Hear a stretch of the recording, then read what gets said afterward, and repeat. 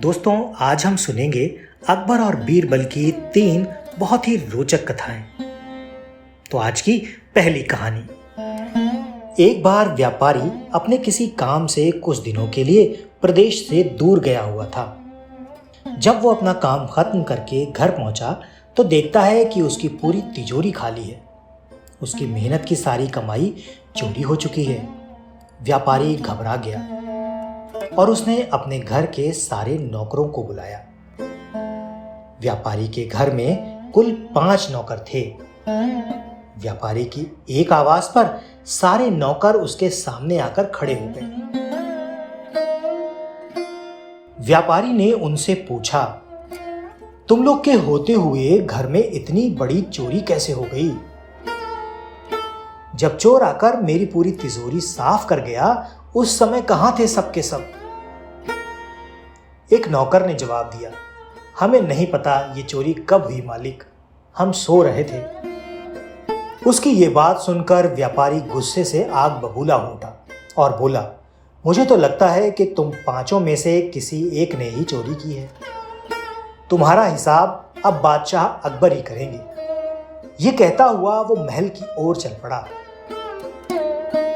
बादशाह अकबर अपने दरबार में बैठकर जनता की समस्या सुन रहे थे कि तभी वहां एक व्यापारी पहुंच गया। व्यापारी ने कहा, न्याय हुजूर, न्याय, मेरी समस्या को दूर करें। बादशाह ने पूछा, क्या हुआ? कौन हो तुम और क्या है तुम्हारी समस्या? व्यापारी बोला, मैं आप ही के राज्य में रहने वाला एक व्यापारी हूं महाराज। एक जरूरी काम से कुछ दिनों के लिए प्रदेश से बाहर गया था। जब वापस आया तो मेरी सारी तिजोरी लुट चुकी थी। मैं बर्बाद हो गया हुजूर, मेरी मदद करें। यह सुनकर बादशाह ने कुछ सवाल पूछे, जैसे कितना सामान चोरी हुआ, क्या उसे किसी पर शक है, आदि आदि। सवालों के जवाब मिलने के बाद अकबर ने व्यापारी का मामला बीरबल को सौंप दिया और कहा कि असली चोर को पकड़ने में बीरबल उसकी मदद करेंगे। अगले दिन बीरबल व्यापारी के घर पहुंचे। उन्होंने सभी नौकरों को बुलाया और उनसे पूछा कि चोरी की रात वो सभी कहां थे।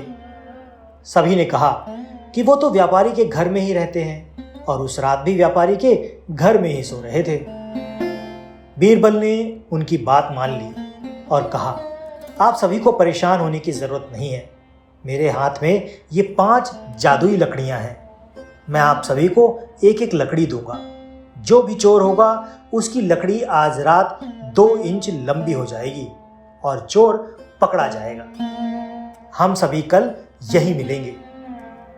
ये कहकर बीरबल ने सबके हाथ में एक एक लकड़ी पकड़ाई और वहां से चले गए। दिन ढल गया। अगले दिन बीरबल फिर से व्यापारी के घर पहुंचे और उन्होंने सभी नौकरों को अपनी अपनी लकड़ी के साथ बुलाया। जब बीरबल ने सबकी लकड़ी देखी तो उन्होंने देखा कि एक नौकर की लकड़ी 2 इंच छोटी है। बस फिर क्या था, बीरबल ने तुरंत सिपाहियों को उस नौकर को पकड़ने का आदेश दे दिया। व्यापारी इस पूरी घटना को समझ नहीं पाया और असमंजस में बीरबल की तरफ देखने लगा। बीरबल ने व्यापारी को समझाया कि कोई लकड़ी जादू की नहीं थी, लेकिन चोर को इस बात का डर था कि उसकी लकड़ी 2 इंच बड़ी हो जाएगी और इस डर से उसने अपनी लकड़ी को 2 इंच काट दिया और वो पकड़ा गया। व्यापारी बीरबल की चतुराई से बहुत प्रभावित हुआ और उसका धन्यवाद किया और उसके बाद अपने घर वापस चला गया। बादशाह ने भी उस चोर को कारागार में डाल दिया और बीरबल की इस चतुराई से बहुत प्रसन्न हुए। आज की दूसरी कहानी। बादशाह अकबर तब बहुत छोटे थे जब उनकी मां का देहांत हुआ था। क्योंकि वो बहुत छोटे थे इसलिए उन्हें मां के दूध की दरकार थी। महल में तब एक दासी रहती थी जिसका शिशु भी दुधमुहा था। वो नन्हे अकबर को दूध पिलाने को राजी हो गई। दासी का वो पुत्र और अकबर दोनों साथ साथ दासी का दूध पीने लगे। दासी के पुत्र का नाम हुसिफ था। चूंकि हुसैन व अकबर ने एक ही स्त्री का दुग्ध पान किया था, इसलिए वे दूध भाई हो गए। अकबर को भी लगाव था हुसैफ से। समय बीतता रहा। अकबर बादशाह बन गए और देश के सर्वाधिक शक्तिशाली सम्राट बने। लेकिन हुसैफ एक मामूली दरबारी तक न बन पाया। उसकी मित्रता जुआरियों के साथ थी और कुछ ऐसे ही लोग भी उसके साथी थे जो पैसा फिजूल बहाया करते थे। एक समय ऐसा आया जब हुसैफ के पास 2 समय के भोजन के लिए भी पैसा न था। लोगों ने तब उसे बादशाह के पास जाने की सलाह दी। हुसैफ ने बादशाह अकबर के पास जाने की तैयारी शुरू कर दी। हुसैफ के दरबार में पहुंचते ही बादशाह ने उसे ऐसे गले लगाया जैसे उसका सगा भाई ही हो। लंबे अरसे के बाद हुसैफ को देखकर बादशाह बेहद खुश थे। उन्होंने उसकी हर संभव सहायता करनी चाहिए। हुसैफ को अकबर ने दरबार में नौकरी दे दी। रहने के लिए बड़ा मकान, नौकर चाकर, घोड़ा गाड़ी भी दे दिए। निजी खर्च के लिए एक मोटी रकम हर महीने उसको मिलती थी। अब हुसैफ की जिंदगी अमन चैन से गुजरने लगी। उसे किसी चीज की कोई कमी न थी। यदि तुम्हारी कुछ और जरूरतें हो तो बेहिचक कह डालो, सब पूरी की जाएंगी, बादशाह ने हुसैफ से कहा। तब हुसैफ ने जवाब दिया, आपने अब तक जितना दिया वो काफी है शाही जीवन बिताने को, बादशाह सलामत। आपने मुझे इज्जत बख्शी, सर उठाकर चलने की हैसियत दी। मुझसे ज्यादा खुश और कौन होगा। मेरे लिए यह भी फक्र की बात है कि देश का सम्राट मुझे अपना भाई मानता है। और क्या चाहिए हो सकता है मुझे। कहते हुए उसने सिर खुजाया। होठों पर एहसान भरी मुस्कान थी, लेकिन लगता था उसे कुछ और भी चाहिए था। वो बोला, मैं महसूस करता हूं कि बीरबल जैसे बुद्धिमान व योग्य व्यक्ति के साथ रहूं। मेरी ख्वाहिश है कि जैसे बीरबल आपका सलाहकार है, वैसा ही मुझे भी कोई सलाह देने वाला हो। बादशाह अकबर ने हुसैफ की यह इच्छा भी पूरी करने का फैसला किया। उन्होंने बीरबल को बुलाकर कहा, हुसैफ मेरे भाई जैसा है। मैंने उसे जीवन के सभी ऐशो आराम उपलब्ध करा दिए हैं, लेकिन अब तुम्हारे जैसा योग्य सलाहकार चाहता है। तुम अपने जैसा, बल्कि ये समझो कि अपने भाई जैसा कोई व्यक्ति लेकर आओ जो हुसैफ का मन बहला सके। वो बातूनी ना हो, पर जो भी बोले नपा तुला बोले। उसकी बात का कोई मतलब होना चाहिए। समझ गए ना कि मैं क्या चाहता हूं? पहले तो बीरबल समझ ही ना पाया कि बादशाह ऐसा क्यों चाहते हैं। उसे हुसैफ में ऐसी कोई खूबी दिखाई ना देती थी।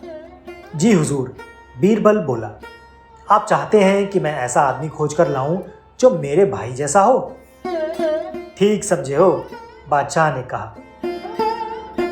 अब बीरबल सोचने लगा कि ऐसा कौन हो सकता है जो उसके भाई जैसा हो। हुसैफ भाग्यशाली है जो बादशाह उसे अपना भाई मानते हैं और उसे सारे ऐशो आराम उपलब्ध करा दिए। लेकिन बीरबल को हुसैफ की ये मांग जची नहीं कि उसके पास भी बीरबल जैसा सलाहकार हो। बादशाह बेहद सम्मान करते थे बीरबल का, और बीरबल भी बादशाह पर जान छिड़कते थे। लेकिन हुसैफ तो इस लायक कतई नहीं था। अब बीरबल सोच ही रहे थे कि समस्या को हल कैसे किया जाए, तभी पास की पशुशाला से सांड के रवाने की आवाज आई। बीरबल तुरंत खड़े हो गए। आखिरकार उसे अपने भाई जैसा कोई मिल ही गया था। अगले दिन उस सांड के साथ बीरबल महल में जाकर अकबर के सामने खड़े हो गए। तुम अपने साथ इस सांड को लेकर यहां क्यों आए हो बीरबल? अकबर ने पूछा। ये मेरा भाई है बादशाह सलामत, बीरबल बोले। हम दोनों एक ही माँ का दूध पीकर बड़े हुए हैं, गौ माता का दूध पीकर, इसलिए ये सांड मेरे भाई जैसा है, दूध भाई। ये बोलता भी बहुत कम है। जो इसकी भाषा समझ लेता है उसे ये कीमती सलाह भी देता है। इसे हुसैफ को दे दें। मेरे जैसा सलाहकार पाने की उसकी ये इच्छा पूरी हो जाएगी। बीरबल का ये उत्तर सुनकर अकबर को अपनी गलती का एहसास हुआ। तब उन्हें लगा कि जैसे उन जैसा कोई दूसरा नहीं, वैसे ही बीरबल भी एक ही हैं। आज की तीसरी और अंतिम कहानी। एक दिन बादशाह अकबर ने दरबार में आते ही दरबारियों से पूछा, किसी ने आज मेरी मूछें नोचने की जरूरत की, उसे क्या सजा दी जानी चाहिए? दरबारियों में से किसी ने कहा उसे सूली पर लटका देना चाहिए। किसी ने कहा उसे फांसी दे देना चाहिए, किसी ने कहा उसकी गर्दन धड़ से तुरंत उड़ा देनी चाहिए। बादशाह नाराज हुए। अंत में उन्होंने बीरबल से पूछा, बीरबल, तुमने कोई राय नहीं दी। जहां पना, खफा मत हो, इस गुनहगार को तो सजा के बजाय उपहार देना चाहिए। बीरबल ने जवाब दिया। बादशाह धीरे से मुस्कुराए और बोले, क्या मतलब? जहां पना, जो व्यक्ति आपकी मूछें नोचने की जरूरत कर सकता है वो आपके शहजादे के सिवा और कोई हो ही नहीं सकता, जो आपकी गोद में खेलता है। गोद में खेलते खेलते उसने आज आपकी मूछें नोच ली होंगी। उस मासूम को उसकी जरूरत के बदले मिठाई खाने की मासूम सजा दी जानी चाहिए। बीरबल ने खुलासा किया। बादशाह ने ठहाका लगाया और दरबारी बगले झांकने लगे। तो दोस्तों, ये तो थी आज की 3 मजेदार और रोचक कहानियां आपको कैसी लगी कमेंट करके जरूर बताइए। वीडियो अच्छा लगा है, वीडियो को लाइक करके चैनल को सब्सक्राइब कर दीजिएगा। आज के वीडियो में फिलहाल इतना ही। मिलते हैं अगले वीडियो में ऐसी ही किसी रोचक कहानी या लोक कथा के साथ। तब तक के लिए आपका धन्यवाद।